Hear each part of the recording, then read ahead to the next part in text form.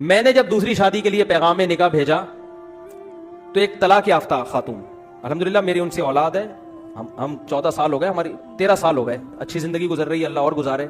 अपने पर्सनल वाकयात इंसान शेयर नहीं करता, लेकिन कुछ चीजें शेयर करनी पड़ती हैं ताकि जो मैं बात समझाना चाह रहा हूं वो खोपड़ी शरीफ में बैठ जाए। खोपड़ी के साथ शरीफ लगाता हूं तो इंसल्ट खत्म हो जाती है। मैंने निकाह का पैगाम भेजा। मेरी जो सेकंड वाइफ थी तलाक याफ्ता भी है, उनके पहले से 2 बच्चे भी, फर्स्ट कजन से डिवोर्स हुई उनको। वो उनके वालिद थे हरी पगड़ी वाले, सही है। कभी जिंदगी में उनके वालिद से मेरा राब्ता नहीं हुआ। किसी ने राब्ता करवाया कि भाई फलां इलाके में एक साहब है, उनकी बेटी तलाक याफ्ता है, 2 साल से घर बैठी हुई है, आप दूसरी करना चाहते हो, वहां पैगाम भेज दो। मैंने कहा मेरी तरफ से आप पैगाम भिजवा दो। उन्होंने पैगाम भिजवा दिया। तो जो मेरे ससुर साहब हैं उन्होंने मुझे बुला लिया, मस्जिद में भी आए मुझे देखने के लिए, हरी पगड़ी पहन के आए थे, इतने कट्टर हरी पगड़ी पहन के आए। हमारी पगड़ी का कलर क्या था? व्हाइट और ग्रीन में कभी इज्तिमा हुआ है? लेकिन अभी जो मैं समझाना चाह रहा हूं उसको समझो। मैं गया उनके पास, मैंने कहा जी फरमाइए। व्हाइट पगड़ी पहन के गया मैं। उनके घर के गेट पे लिखा हुआ था या रसूलुल्लाह मदद, और इस टाइप के स्टिकर सब चिपके हुए थे। कोई तुक नहीं बनती कि एक व्हाइट वाला ग्रीन से इतना क्लोज हो जाए। मैं गया, फरमाने लगे कि आप क्यों दूसरी शादी कर रहे हैं? मैंने कहा मेरा नजरिया है, मैं आपको घर दिखा देता हूं, मैं रेंट पे अलग घर लेके दे रहा हूं, पहली वाइफ से इनका ताल्लुक नहीं होगा, वो अलग रहेंगी। यानी होता है ना लोग फड्डे झगड़े, तो मैंने कहा भाई इनकी सेपरेट लाइफ होगी, पहली वाली की अलग लाइफ। मैं अलग घर लेके दे रहा हूं, आप घर आके देख लें, लोकेशन देख लें और मेरे बारे में मालूमात ले लें कि बंदा कोई सुट्टा मुट्टा तो नहीं लगाता, कोई चर्च वर्स, कोई भी, वो आपको राइट है पूरा। वैसे भी सुट्टा लगाने वाले आदमी के चेहरे से ही पता चल जाता है, लेकिन हो सकता है कोई डिस्टेंपर लगा के आया वो। तो मैंने कहा आप हमारे मोहल्ले में जाके मेरे बारे में पूरी इंक्वायरी कर लें कि बंदा 2 नंबर तो नहीं है, पूछ, जो आप इंक्वायरी कर सकते हैं, आप आजाद हैं। उन्होंने कहा भाई हमने इंक्वायरी की, फिर उन्होंने आके कोई ऐसी रिपोर्ट अल्हम्दुलिल्लाह सुट्टे मुट्टे की, बस इतना था कि छुप के अंडा मोड़ पे बैठ के चाय पी रहे होते हैं, ठीक है ना। उन्होंने कहा नहीं, फिर आपकी माहाना अर्निंग कितनी है? मैंने बता दी भाई इतनी अर्निंग है कि आपकी बच्ची खा अच्छा सकती है। बहुत ज्यादा याशी नहीं कराऊंगा, लेकिन जो प्रॉपर जरूरतें हैं वो इंशाल्लाह इस आमदन में मेरा ख्याल है पूरी होती हैं। आपका ख्याल है कि नहीं होती तो मना कर दें आप, भाई उनको तो हक है ना मना करने का। तो कहने लगे फिर आप दूसरी क्यों कर रहे हैं, आपकी पहली बीवी में कोई खराबी? मैंने कहा नहीं, मेरे उनसे बच्चे भी हैं माशाल्लाह, फिटफाट हंसी खुशी जिंदगी है, मुझे कोई टेंशन नहीं है। लोग कमबख्त क्या करते हैं, दूसरी करने के चक्कर में पहली को बदनाम लाजमी करते हैं, ये बड़ी घटिया हरकत है। कहने फिर आपका दिमाग खराब है जब पहली में कोई खराबी भी नहीं है, कुछ भी नहीं है, तो क्यों कर रहे हो?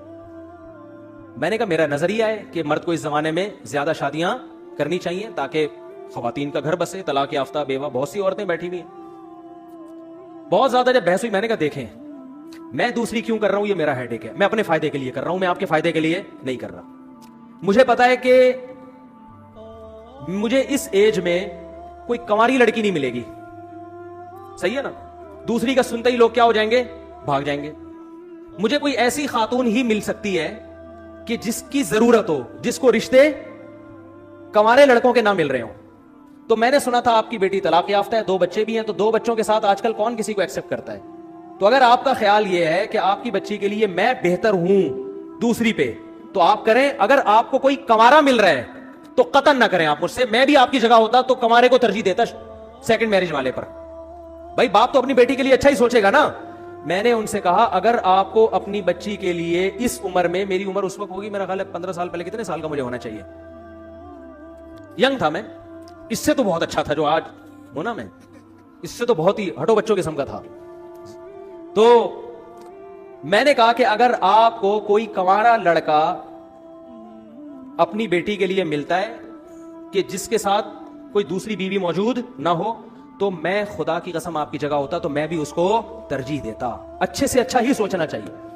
मेरी जितनी अर्निंग है, अगर आपको इससे डबल अर्निंग वाला कोई दूसरी शादी के लिए मिले तो आप उसको दें, क्योंकि आपकी बच्ची वहां जाके इतना अच्छा खाएगी कि मेरे यहां इतना अच्छा नहीं, मेरे यहां इतना खाएगी, वहां जाके इससे डबल अच्छा खाएगी। तो उन्होंने कहा मिली नहीं तो नहीं रहा, 2 साल हो गए। जो भी तलाक का सुनता है, बच्चों का सुनता है, निकाह का पैगाम नहीं भेजता। जो भेजते हैं वो बुड्ढे बुड्ढे लोग भेज रहे हैं, बुड्ढे बुड्ढे 55 साल 60 साल इस उम्र के रिश्ते आ रहे हैं। तो उन्होंने कहा यार हम कैसे कर सकते हैं? ये तो जाहिर है बुढ़ापा भी तो एक जवान लड़की के लिए एक ऐब की बात है ना। तो मुझे कहने लगे कि यार नहीं आ रहे। मैंने कहा फिर आपकी मर्जी है। कहने 6 महीने का हमें सोचने के लिए टाइम दें आप। मैंने कहा मैं 6 महीने क्या, आप सोचने के लिए 10 साल का टाइम ले लें, लेकिन मैं रुकूंगा नहीं। मुझे अगर इस दौरान कोई रिश्ता मिल गया इससे अच्छा तो मैं वहां हां कर दूंगा, क्योंकि मैं अपना फायदा सोच रहा हूं। मैं देखो ये इतनी तफसील से वाकया इस फलसफे को समझाने के लिए सिखा रहा हूं आपको कि 4 शादियों का फलसफा है क्या। मैंने कहा मुझे अगर इस दौरान कोई इससे अच्छा रिश्ता मिल गया तो मैं फौरन वहां हां कर दूंगा, फिर तीसरी पे आपको पैगाम भेज दूंगा मैं, ठीक है ना। लेकिन मुझे अगर मिल गया तो मैं वहां कर लूंगा। मैं 6 महीने तक अपने आप को बाउंड नहीं कर सकता, क्योंकि इसमें रिश्ते मिलते बहुत मुश्किल से हैं। उस वक्त तो मैं ज्यादा मशहूर भी नहीं था ना। मैंने कहा धक्के दे दे के लोग निकाल देते। मैंने लंगड़ी औरतों को पैगाम भेजा निकाह का दूसरी शादी के लिए। लंगड़ी, उनके अब्बा ने डांट के भगाया है मुझे। लंगड़ी लड़की, ना कोई हुस्नो जमाल, अब तो नहीं पता ना किसकी बात हो रही है, पुराना किस्सा हो। लंगड़ी लड़की के लिए मैंने दूसरी शादी का पैगाम भेजा जो बैसाखियों से चलती थी बेचारी। मैंने कहा दूसरी पे तो ना ना ना, तुम्हारा दिमाग खराब हो गया, तुम पागल हो। मैंने कहा ठीक है भाई, हम तो पागल हैं, आप ना करो, आप कमारे से कर दो। मैंने अल्लाह की कसम लकवा की मरीज खातून को पैगाम निकाह भेजा है दूसरी शादी के लिए।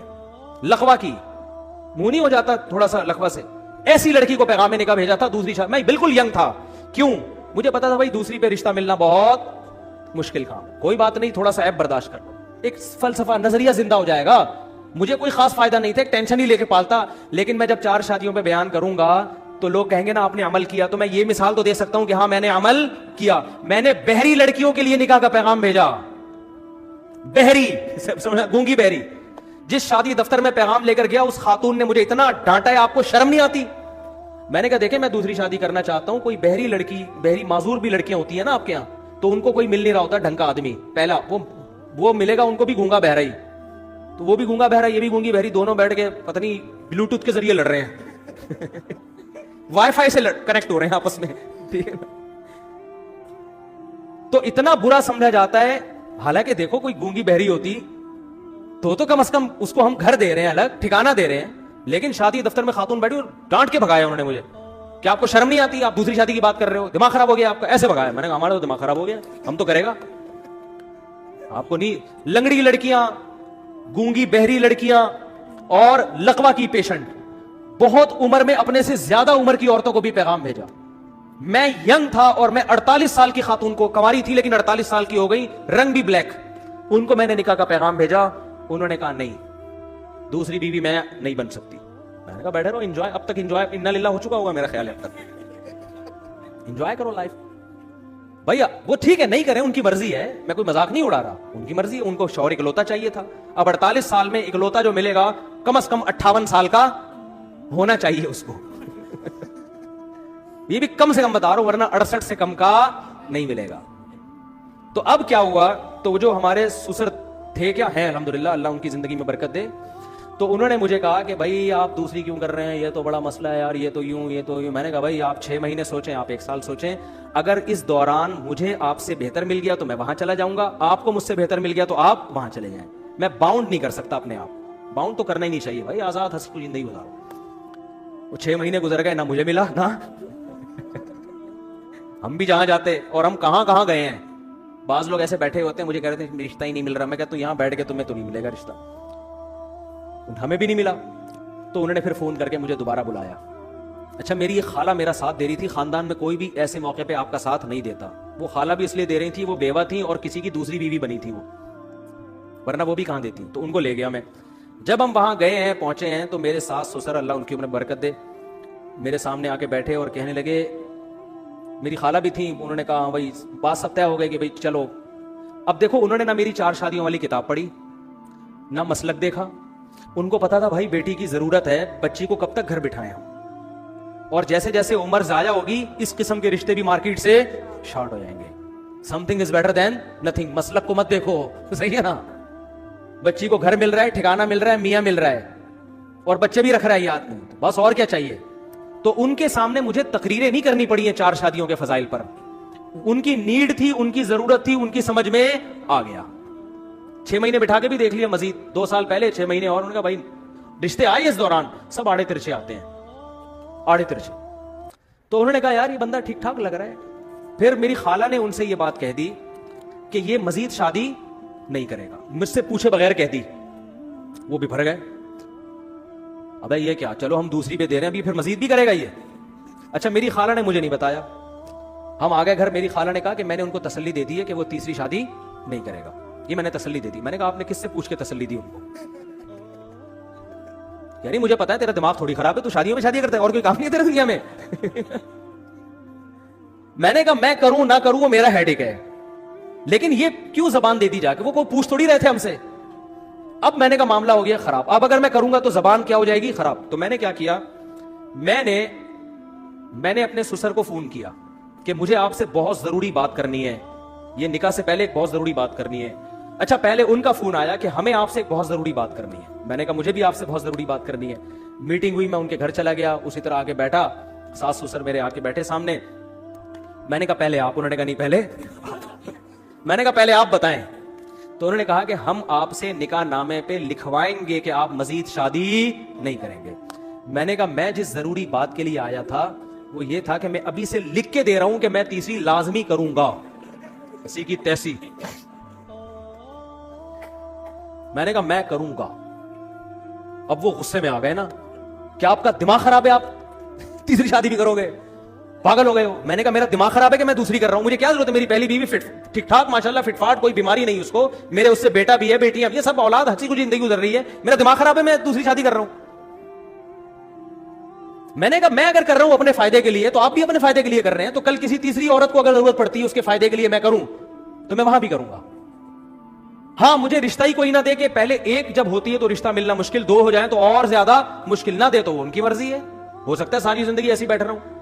लेकिन जहां आपकी बेटी को जरूरत पड़ सकती है कि वो किसी मर्द की दूसरी बीवी बन रही है, क्योंकि इकलौते का ऑप्शन, अच्छे इकलौते का ऑप्शन उसके पास नहीं है, तो ऐसे ही किसी खातून को फ्यूचर में इसकी जरूरत पड़ सकती है कि अच्छे इकलौते का ऑप्शन खत्म हो गया, दूसरे वाले का भी अच्छा उसको नहीं मिल रहा, तीसरा वाला उसके ख्याल में मैं बहुत अच्छा हूं, मैं नहीं कह रहा मैं अच्छा हूं, लेकिन उसका ख्याल होगा कि ये हमारे लिए तीसरी पे भी क्या है, बहुत अच्छा, तो ये हो फिर उसको इंकार करना ये उसके साथ जुल्म है। अब देखो कितने बड़ा मैंने बॉम्सर मारा कि नहीं मारा, वो टेंशन में आ गए, यार ये क्या मसला है। मैंने कहा सोच ले, सोचने पर गवर्नमेंट की तरफ से कोई पाबंदी नहीं है, अभी निकाह हुआ थोड़ी है, आपको भी हक है ना इंकार कर दें। मैंने कहा इंकार कर दें आप, कोई मसला नहीं, आपको इससे बेहतर कोई मिलता है तो आप वहां करें। उन्होंने कहा नहीं मिल रहा ना, मसला तो यही है,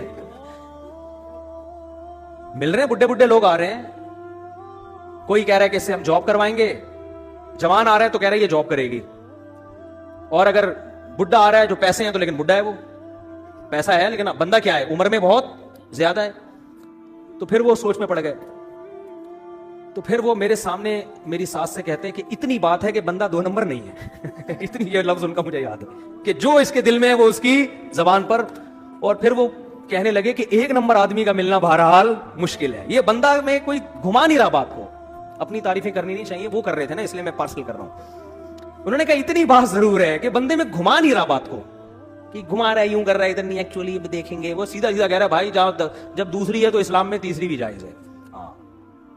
तो मैंने कहा हो सकता है ना भी करूं मैं, रिश्ता ही ना मिले या मेरा इरादा बदल जाए, लेकिन मैं गारंटी दूं कि नहीं करूंगा ऐसा नहीं होता, तो करूंगा मैं। अभी आपके लिए यही है कि करूंगा।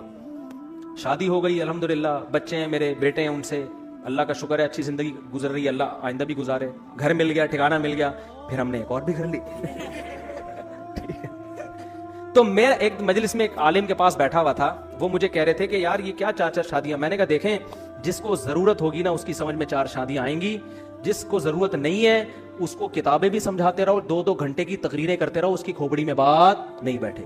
तो जिस लड़की को जरूरत होगी वो आपकी दूसरी भी बनेगी, तीसरी भी बनेगी, चौथी भी बनेगी। जिसको जरूरत नहीं है या जिसकी शादी हो चुकी है वो, या जिनको शादी का जज्बा ही खत्म हो गया, उनको आप घंटों घंटों तकरीरें करते रहो, वो मेरे ऊपर यही एतराज करेंगे इस मुफ्ती को शादी के अलावा और कोई बात नहीं आती, वो ये करेंगे।